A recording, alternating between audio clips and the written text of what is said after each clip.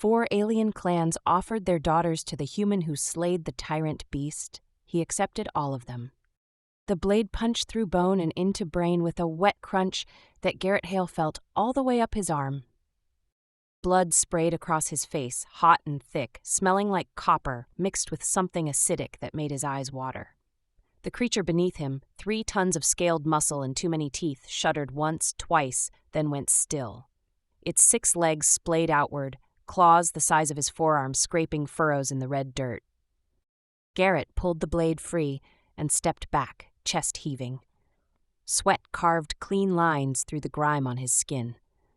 The twin suns beat down on his bare shoulders, and somewhere in the distance he could hear the wind moving through the canyon where he'd chased this thing for the better part of 2 days. No cheering. No movement at all from the 4 camps positioned at cardinal points around the plateau. Just silence, heavy and waiting.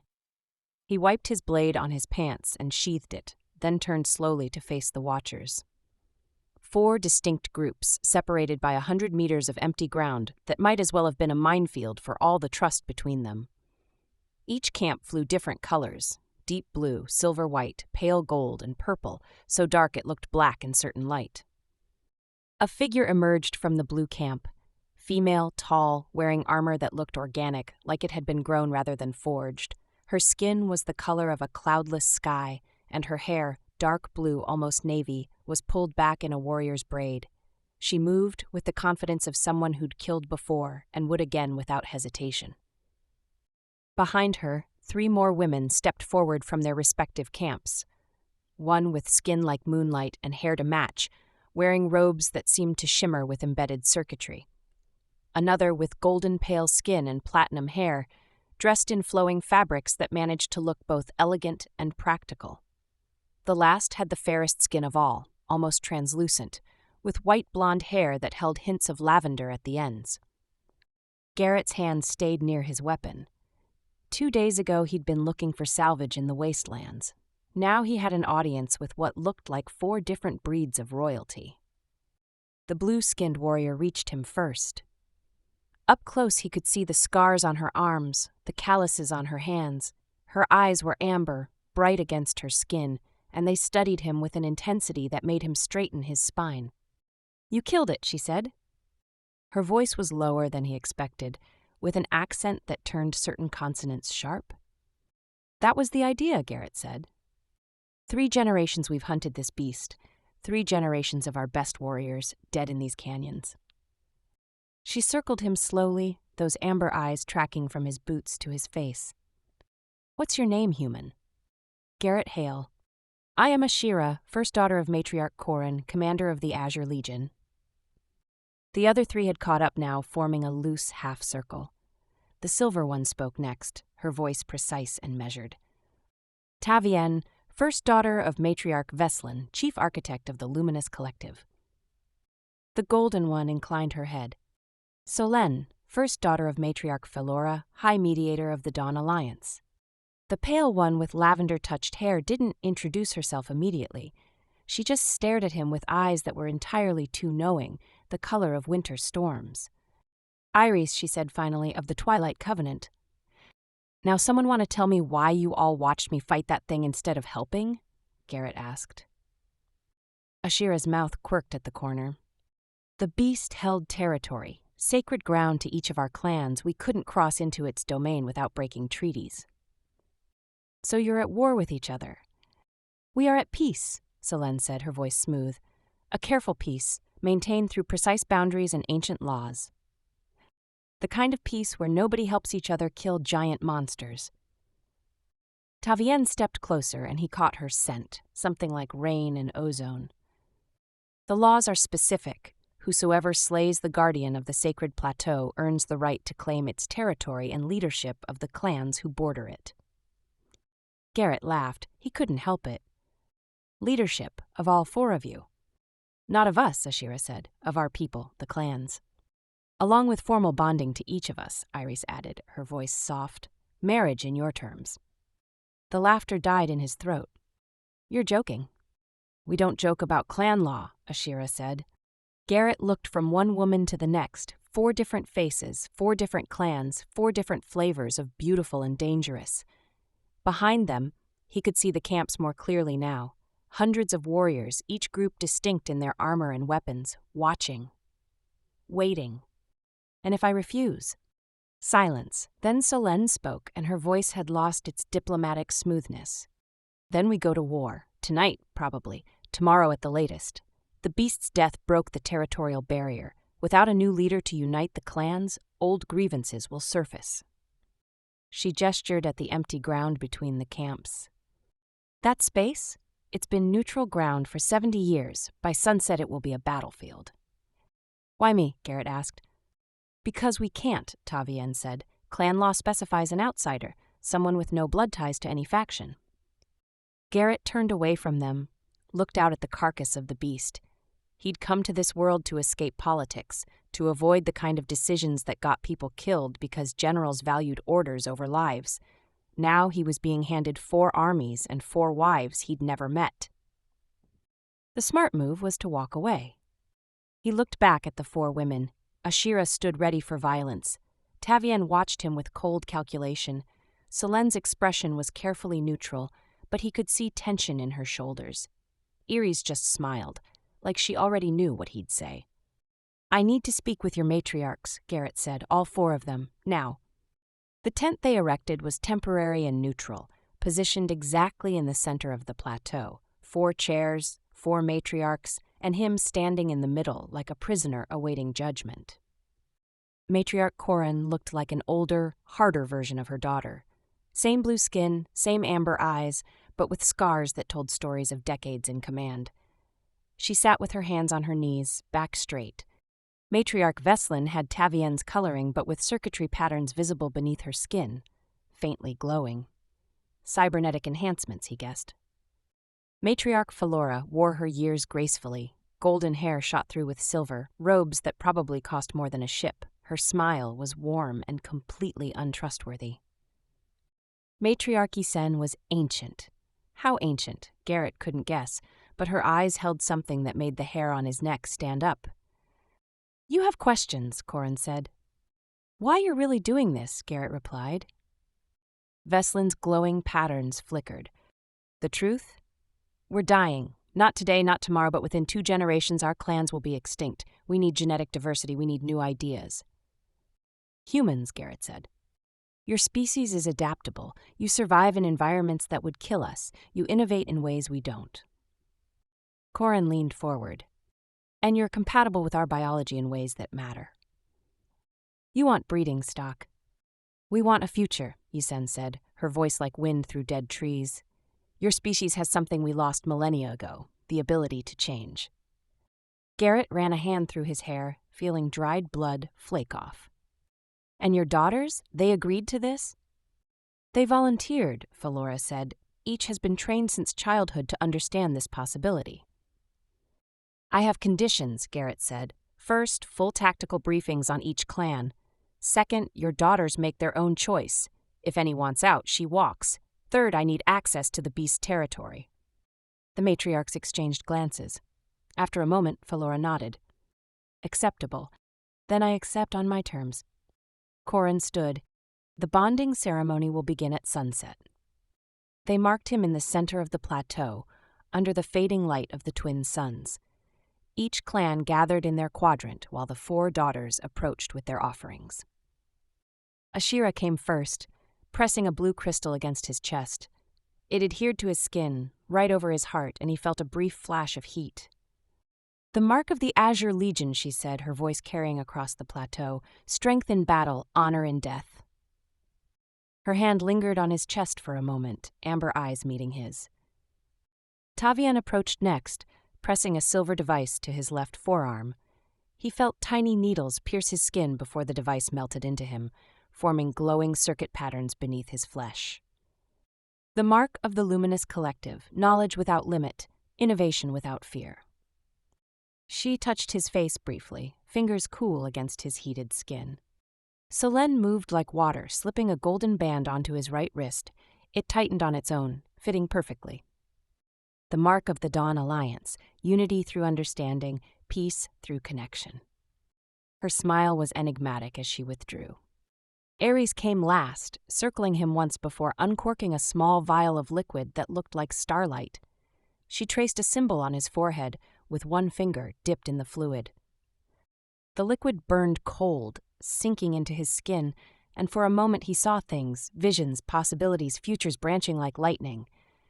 "The mark of the Twilight Covenant," she whispered, close enough that only he could hear. "Sight beyond sight, truth beyond truth." She kissed his marked forehead, her lips cold.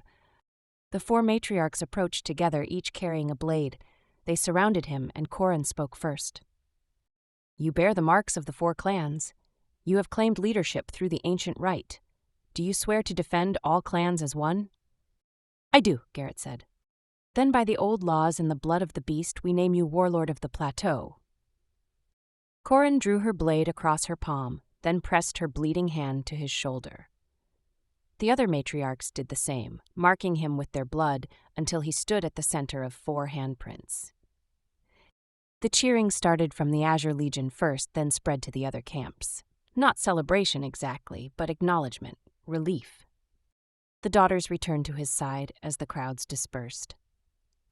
"Tradition requires you to spend your first night with all of us," Solène said, genuine nervousness underneath her diplomatic mask, "to solidify the bonds." "All of you," Garrett repeated, "at once." "Unless you'd prefer to insult 3 of the 4 clans on your first day," Ashira said, humor in her voice now. Tavian's circuits glowed a little brighter. "The marks we gave you need to synchronize. Physical contact helps the process." Iris took his hand, her fingers cold from the ritual. "Come, we have a tent prepared." The tent was large, hung with fabrics in 4 different colors that met at the center. Inside, cushions and furs created a space that felt both comfortable and foreign. Light came from luminescent crystals suspended from the ceiling. Garrett stopped in the center. The 4 women arranged themselves around him. "I meant what I said to your mothers," Garrett said. "You have a choice. If any of you wants to leave, you leave." Ashira laughed, sharp and genuine. "You think we're here under duress? I think you're here because your clans need you to be." "True," Tavian said, "but that doesn't mean we don't want to be here." Solène moved closer, her hand rising to touch the blue crystal over his heart.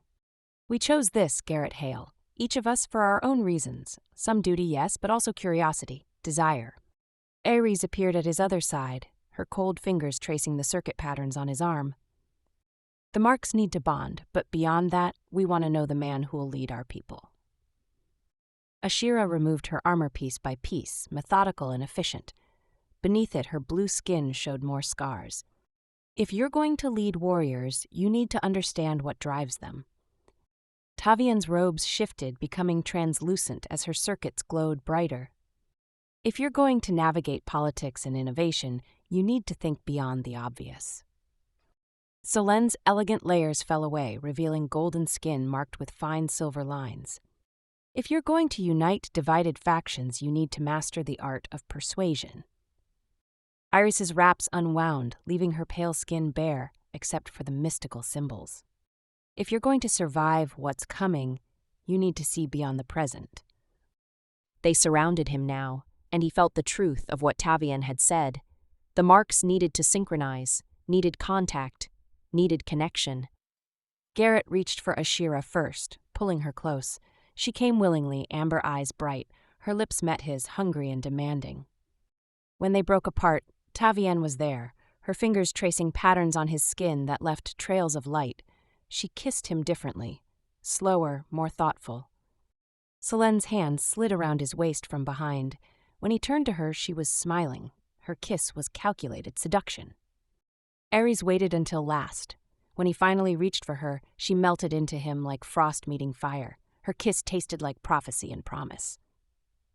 Hours later, tangled together in furs and cushions, with the marks finally stable and glowing softly, Garrett stared at the tent ceiling. Ashira's head rested on his shoulder, her breathing deep and even. Tavian was curled against his side, circuits dimmed to a faint glow.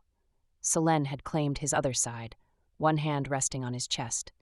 Iris lay slightly apart, watching him with those knowing eyes. "You're thinking too loudly," Iris whispered. I've got a lot to think about, Garrett replied. Tomorrow, think tomorrow. She was right, but sleep didn't come easily. Eventually, he extracted himself carefully, pulling on his pants and stepping out into the cool night air. The plateau was quiet now, 4 camps settled in their quadrants. He could see the carcass of the beast from here, massive even in death. Something pulled him toward it. Professional instinct, maybe, or just the need to understand what he'd actually killed. The beast's lair was carved into the rock face at the eastern edge of the plateau. He'd found it during the hunt, but hadn't had time to explore. Now, in the quiet darkness, he approached with his blade drawn. The entrance was wide enough for the creature. Inside, luminescent moss provided dim light, revealing a cavern that had been shaped by something more than nature. Marks on the walls, territorial boundaries, he realized, carved with precision. 4 distinct sections, each marked with symbols he now recognized: Azure Legion, Luminous Collective, Dawn Alliance, Twilight Covenant. The beast hadn't been invading their territory, it had been maintaining it, keeping them separated. In the center of the cavern, he found a structure. Ancient, partially collapsed, but still recognizable as something built by intelligent hands. The inscription was in multiple languages, but one section was in standard English. Here lies the peace, purchased in blood, 4 clans, 1 territory, divided by necessity. Let the guardian maintain the borders until one comes who can unite what was sundered. But beware, unity without wisdom is tyranny, and the cycle repeats. Beneath it, a date 73 years ago, and a name, David Hale. Garrett stared at his father's name carved in alien stone and felt the world shift beneath him. The beast hadn't been a natural guardian. It had been created, engineered, put here deliberately to keep the clans apart until someone came to unite them. His father had been here. His father had done this. The man who disappeared when Garrett was 15 had been a warlord on an alien world, playing God with genetics and clan politics. And now Garrett was following the exact same path. Behind him, he heard soft footsteps. He turned to find Iris standing at the cavern entrance, wrapped in a simple cloak. "You knew," he said. "I saw the possibility, the bloodline connection, the pattern repeating." She moved closer, her voice soft. "Your father united the clans. For a time it worked. Then he grew paranoid, suspicious. He used fear to maintain control. Eventually, he created the beast to enforce peace in his absence." "He was right," Garrett said. "He was the problem." "He was human," Iris replied, "and humans are capable of both great unity and great tyranny. The question is which one you'll choose." Garrett looked at the inscription again. "Why didn't you tell me? Would you have accepted if you knew you were repeating your father's story?" "No. That's why." Iris touched his arm, her fingers cold. "But you're not him, Garrett Hale. You already proved that by asking if we wanted to be here, by giving us choice. He never did that." "I killed his creation, destroyed the balance he set up." "You killed a beast that was keeping us imprisoned in the past," Iris said. "Now we can move forward into something new, something better." She smiled. "Or something worse. The future isn't written yet, but I've seen your possibilities, and they're not his." Garrett turned away from the monument, away from his father's legacy. "The others need to know." "Tomorrow," Ares said. "Tonight, let them sleep believing in something uncomplicated. Tomorrow, tell them the truth." She led him back to the tent, back to the warmth of the 3 sleeping women. As he settled back into the furs, Garrett stared at the tent ceiling and understood fully what he'd accepted. Not just leadership, not just marriage, but a chance to succeed where his father had failed, or to repeat the same mistakes. Morning came too fast. Garrett woke to find Ashira already awake, propped on one elbow, studying his face. "You left last night," she said. "Couldn't sleep. And now you look like you've seen a ghost." He sat up, careful not to disturb Tavienne and Solène. Iris was already awake, watching from her position near the entrance. "I need to tell you all something," Garrett said. "About the beast. About why I was really chosen." That woke the other 2. Tavienne's circuits brightened as she came fully alert. Solène shifted into a more defensive posture, her diplomatic mask sliding into place. "Tell us," Ashira said. So he did. He told them about the cavern, the inscription, the territorial markers. He told them about David Hale, about his father's role as the previous warlord, about the beast being engineered rather than natural. Your mothers knew, he finished. They knew I was his son. They were counting on it. Silence fell over the tent. Tavienne was the first to speak, her voice analytical. That explains the genetic compatibility they mentioned. They weren't just looking for any human, they were looking for his bloodline specifically. They used you, Selene said, her tone carefully neutral. Set up the entire situation to force you into the same role. Ashira stood, pacing the tent like a caged predator.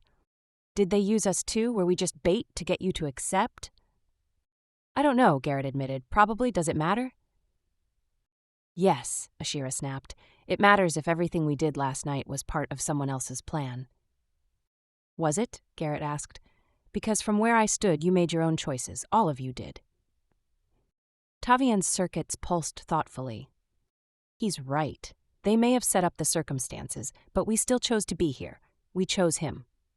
And he chose us, Iris added, despite knowing the truth now, despite understanding the manipulation. Selene rose gracefully, moving to stand directly in front of Garrett. The question is what we do now. Do we continue playing the roles they've assigned, or do we forge our own path? Garrett met her gaze. We do it differently. My father ruled through fear. We build through trust. Pretty words, Ashira said. But how? By being honest, starting now. Garrett looked at each of them in turn. I'm going to tell the clans everything. About my father, about the beast, about the manipulation. Then I'm going to give them a choice. Accept me anyway, or choose new leadership. That's suicide, Selene said. The moment you show weakness, the hardliners will move against you. Then we deal with them, Garrett replied. Together. Ares smiled, and it was genuine this time, not mysterious or knowing. Now you sound like a warlord worth following. The assembly happened at noon, when both suns hung overhead and cast no shadows. Garrett stood at the center of the plateau with the 4 daughters flanking him, facing representatives from each clan. The matriarchs sat in a semicircle, their expressions unreadable. Behind them, warriors and civilians alike had gathered, hundreds of faces watching with curiosity and suspicion. Garrett didn't waste time with pleasantries. You all know me as the man who killed the beast. What you don't know is that the beast was created by another human, my father, David Hale. Murmurs rippled through the crowd. The matriarchs remained still, but he caught the slight tightening around Corin's eyes. 73 years ago, my father stood where I'm standing now. He united your clans. He married your mother's generation. And then he got scared. Garrett gestured toward the beast's carcass. So he made that thing to keep you separated, to maintain peace through fear and isolation. Then he disappeared, leaving you divided. Why tell us this? Someone shouted from the Azure Legion section.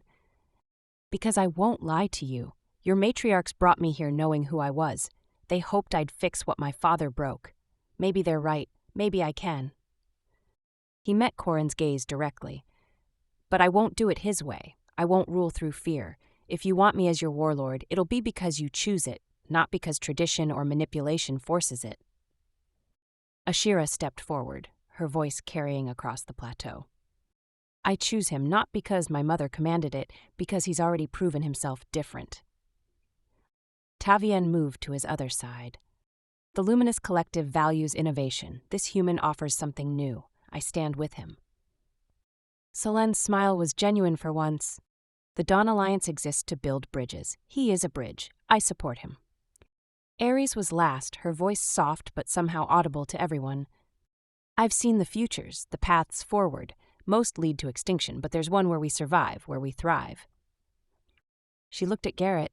He walks that path, so I walk with him. The crowd erupted in debate, some voices supportive, others hostile. Garrett waited, letting them argue, letting them process. Then a voice cut through the noise, cold and hard. You speak of choice, human, but what choice did you give us when you destroyed our guardian? A figure emerged from the Azure Legion ranks, tall, blue-skinned, covered in scars that made Ashira's look decorative. His armor was older, battle-worn, and his eyes held nothing but contempt. Commander Vectros, Ashira said quietly, my mother's war chief. Your father knew the truth, Vectros continued, addressing Garrett. He knew that we cannot coexist. We are too different, too divided. The beast maintained necessary boundaries. He turned to face the crowd. This human asks us to trust him, to abandon generations of careful peace for his promise of unity, but he's already proven himself a destroyer. He killed our only protection. The beast was a cage, Garrett said. The beast was safety, Vectros countered, and now that it's gone, we have nothing to prevent the old wars from returning. Corin stood, her voice sharp. Vectros, you overstep. Do I, matriarch, or do I speak what we're all thinking? Other voices joined his, scattered but growing louder. Garrett could see the fractures forming, the careful unity already splintering. Then the ground shook.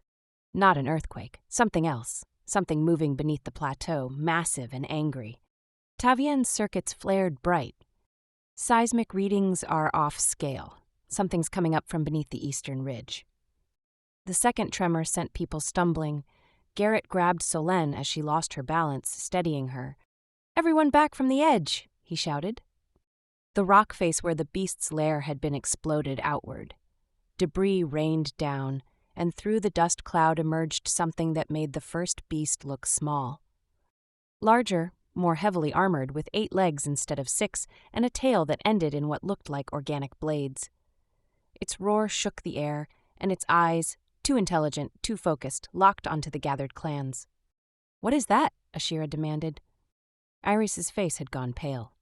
The mate, the beast you killed had a mate. Nobody mentioned a mate. Because we didn't know, Hisen said, her ancient voice carrying despite the chaos. The records mentioned 1 guardian, not 2. The creature charged, not at random but with clear purpose, heading straight for the gap between the Azure Legion and Luminous Collective camps. It's going for the boundary markers, Tavien shouted. It's trying to restore the territorial divisions. Garrett's mind raced. The first beast had maintained boundaries. This one would enforce them violently, drive the clans back into their isolated positions. And if it succeeded, any chance of unity died with it. Azure Legion, form up on me, he called out. Luminous Collective, I need your tech weapons. Dawn Alliance, evacuation protocols for non-combatants. Twilight Covenant, track its movements. For a heartbeat, nobody moved. He was asking them to work together, to cross boundaries that had existed for generations. Ashira made the choice first. She drew her blade and started barking orders to her warriors. You heard the warlord. Move! Tavien's hands flew over a holographic display that materialized from her circuitry. Analyzing weaknesses, Solène, I need your people to coordinate civilian retreat patterns. Solène was already moving, her diplomatic training translating seamlessly into crisis management. Iris closed her eyes, her lips moving in what looked like prayer or calculation. It's strongest at the head and tail, vulnerable at the joints between armor segments, 3rd and 5th leg connections. The creature smashed through an empty tent, reducing it to splinters. Its tail whipped around, those organic blades slicing through rock like paper. We can't kill it from range, Garrett said. We need to get close. That's suicide, Vectros said, appearing at his shoulder. Despite his earlier hostility, the war chief was geared for battle. Got a better idea? Vectros smiled, grim and predatory. I didn't say I wouldn't help, just that it's suicide. Azure Legion warriors formed a perimeter, their shields interlocking. Luminous Collective technicians set up weapon emplacements, energy weapons humming to life. Dawn Alliance members guided civilians to safety, while Twilight Covenant mystics chanted, their voices weaving patterns in the air that seemed to slow the creature's movements. On my mark, Garrett said, drawing his blade. We hit it from 4 sides simultaneously. Ashira, take your warriors left. Vectros, take the right flank. Tavien, concentrated fire on its head to blind it. Iris, whatever you're doing, keep doing it. And you? Ashira asked. I'm going straight for its throat.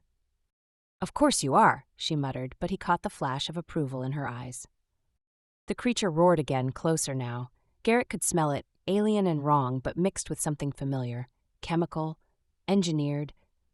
This thing isn't natural either, he said. Someone made it. Worry about that later, Tevien said. It's charging. Now, Garrett shouted. 4 clans moved as one. Azure Legion shields absorbed the initial impact, while luminous collective weapons fired in synchronized bursts. Dawn Alliance members who'd stayed behind used ropes and nets to tangle the creature's legs. Twilight Covenant mystics maintained their chant, creating zones where the beast moved like it was underwater. Garrett ran straight at it, using a shield as a springboard to launch himself at its throat. His blade found the gap Iris had predicted, sinking deep into softer tissue between armor plates. The creature screamed and bucked.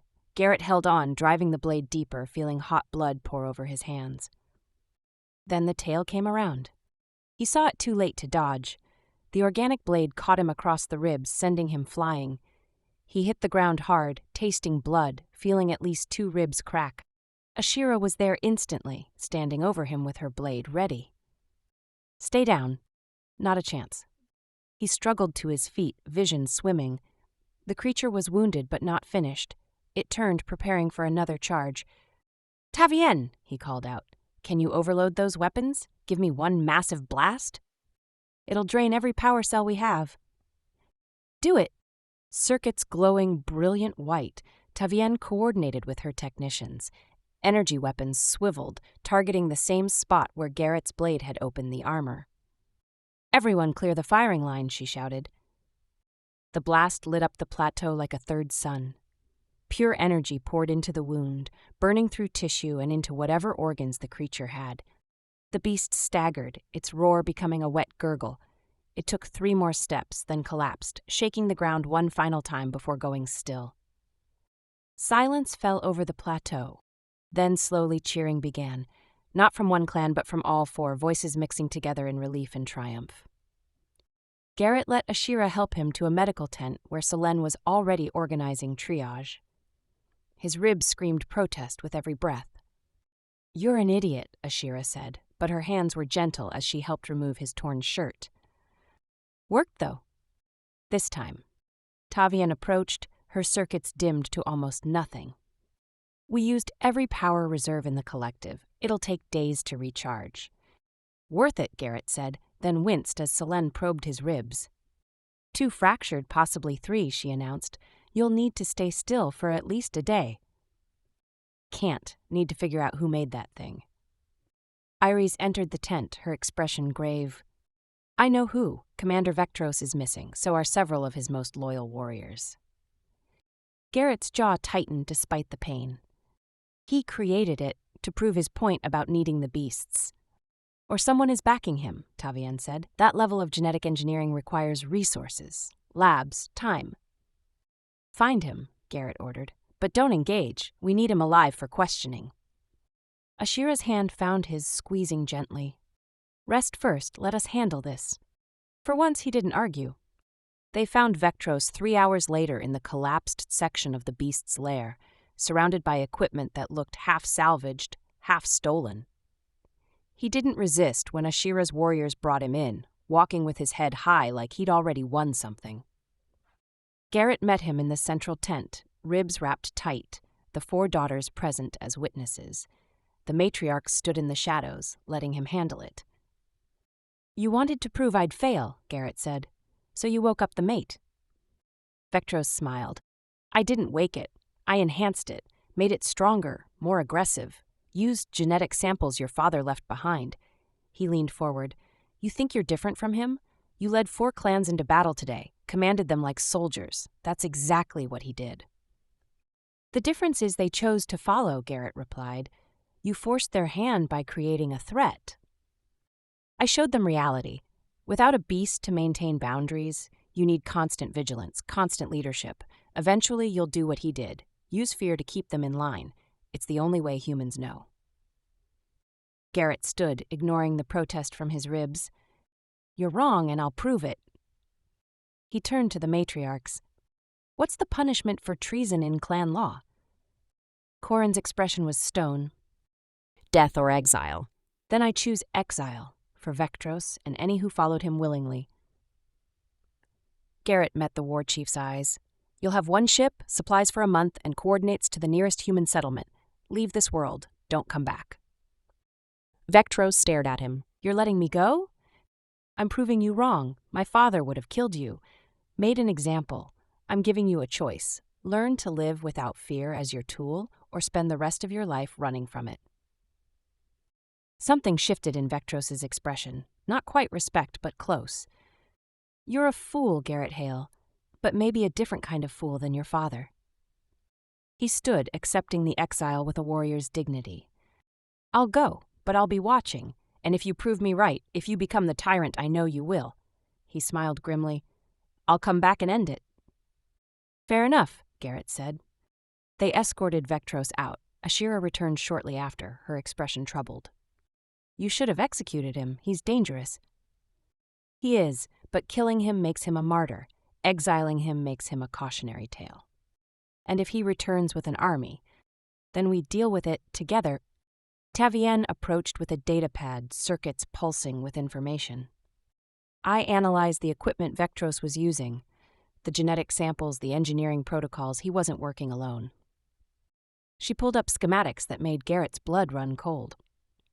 These came from your father's original lab. Someone's been maintaining it, preserving his work. Where? Garrett demanded. 300 kilometers north, in the dead zone between territories. Ares placed a cold hand on his arm. Your father's still alive. I've seen it. He's been watching, waiting to see if you'd succeed where he failed.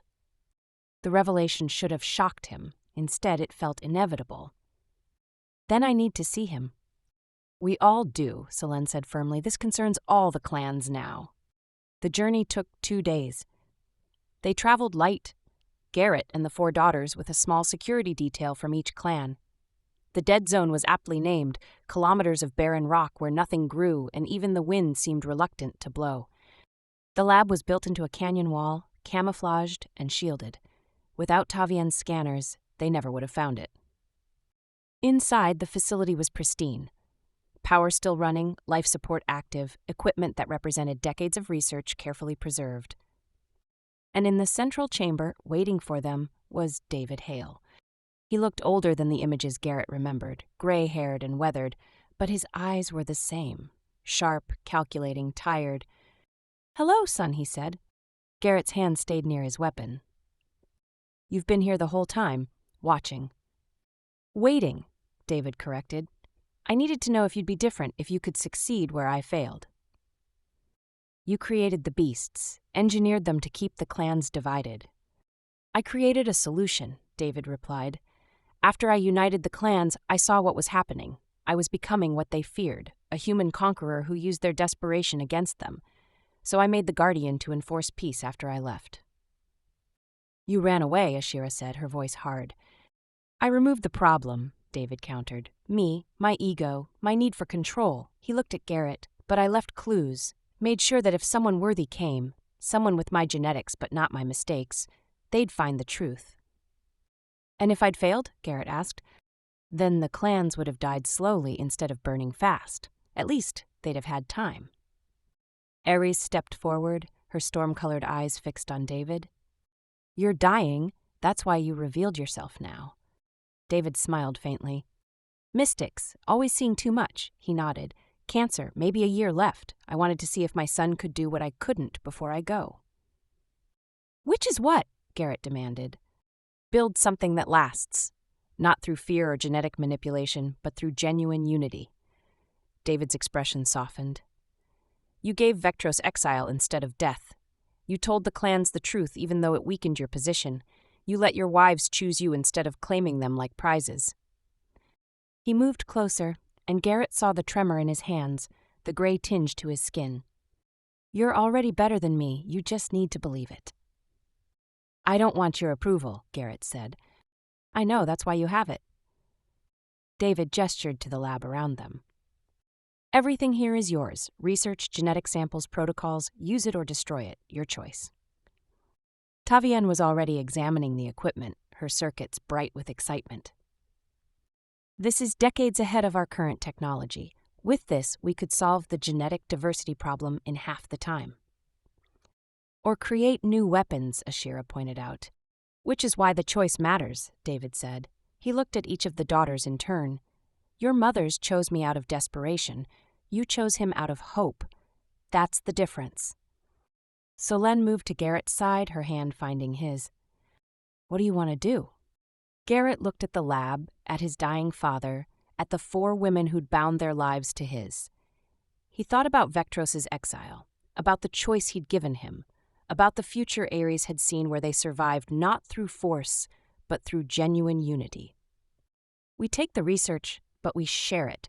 All 4 clans get access, all 4 matriarchs have oversight. No secrets, no single point of control. He met his father's eyes. And you come back with us, face the people you abandoned, answer for what you did. David was quiet for a long moment. That's not an easy road. Nothing worth doing is. You sound like your mother. David smiled, genuine warmth breaking through. She'd be proud of you. I am too, for what it's worth. It's worth something, Garrett admitted. Not everything, but something. They returned to the plateau 3 days later. David Hale faced the assembled clans, confessed his failures and his fears, and accepted their judgment. The matriarchs, after consultation with their people, chose exile over execution, but exile with purpose. He would live his remaining time helping to dismantle his old research, teaching the next generation how to use it responsibly. Garrett stood with his 4 wives as they watched the old warlord board a shuttle to the Northern Research Station. Ashira leaned against his shoulder, finally relaxed. Tavien's circuits pulsed with satisfaction at all the new data to analyze. Solène wore a genuine smile, her diplomatic mask gone. Iris simply held his hand, her cold fingers warm for once. What now? Ashira asked. Now we build, Garrett said. A real alliance, not forced by beasts or tradition, but chosen every day. That sounds exhausting, Solène murmured. Probably. Worth it, though, Tavien added. Ares squeezed his hand. I've seen that future, the one where this works. It's hard, messy, complicated, but it's beautiful. Garrett pulled all 4 of them close, feeling the marks on his body pulse in harmony. 4 clans, 4 wives, 4 different paths to the same destination. Then let's make it happen. Behind them, the plateau stretched empty where the beast's carcass had been. The clans had dismantled it, scattered it, reclaimed the space for something new. Above, the twin suns set in brilliant colors, painting the sky in shades of blue, silver, gold, and purple. And in the center of it all, 5 people stood together, human and alien, warlord and wives, past and future, meeting in a moment that would define generations to come. The cycle was broken, the pattern changed. Now came the hard part, living up to the promise. But as Garrett looked at the 4 women beside him, felt their trust and their strength and their love, he thought maybe they had a chance. Not because humans were superior or special, but because they'd chosen to be better together than they could ever be apart. And that in the end was enough.